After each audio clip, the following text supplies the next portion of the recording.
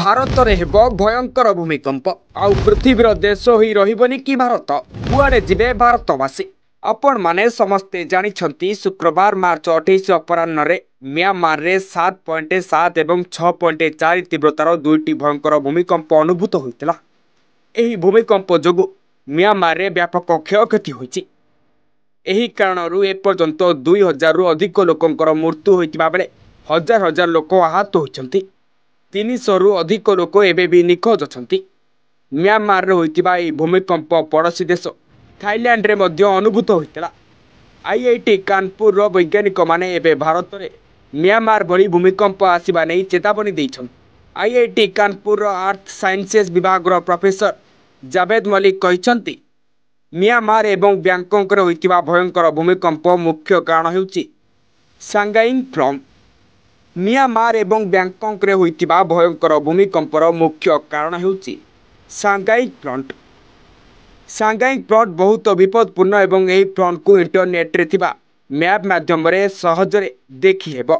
Professor Javed Malik कहिसंती भारतर पश्चिम बंगर सिलीगुड़ी करे गंगाबंग flood अछि, जेतेबेले Myanmar रे सांगाई फ्लड अछि। एही दुईटी त्रुटि मध्य रे आहुरी अनेक त्रुटि अछि।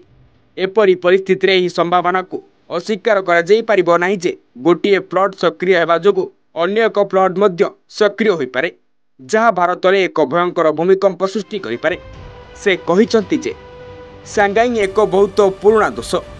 उत्तर पूर्व सियर जोन हेउची आर्कानारू आंडमान एवं सुमात्रा पर्यंत सबडक्शन जोन रो एक अंश। एपरिकी सांगाई फ्लड मध्य भूमिकंप उपरे दृश्यमान। से आहुरी कहिसंती जे जापानी एवं यूरोप रे विशेषज्ञ माने सांगाई उपरे काम करिसंती। अनेक गवेषणारू यह मध्य जना पड़िछि जे एठारे भूमिकंपर बारंबारता 150 रु 200 वर्ष मध्य होइथाय, जार अर्थ हेउची एते वर्ष रे थरे एक बड़ भूमिकंप हुए। से कहिथिले आमको भारत रे कोनोसी बड़ भूमिकंप पई अपेक्षा करिबा उचित नुहे। हिमालय रे अनेक सक्रिय फ्लड देखाछि। यह सेमानकर सम्मुख अंश रे करा जाइछि, किंतु सेमानक उपरे मध्य फ्लड देखाछि। आमे केवल प्लेट सीमा पाखरे होतिबा भूमिकंप को देखिबा उचित नुहे। भारतर उत्तर पूर्व अंचल एवं काश्मीर जोन 5 अधीन रे आसे। एपरि परिस्थिति रे एही क्षेत्र गुड़िकरे व्यापक गवेषणा आवश्यकता रहिछि। यह व्यतीत एही अंचल रे सर्वाधिक सतर्कता अवलंबन करा जिबा उचित एवं भूमिकंपर प्रभाव को ह्रास करिया पई कार्य करा जिबा उचित।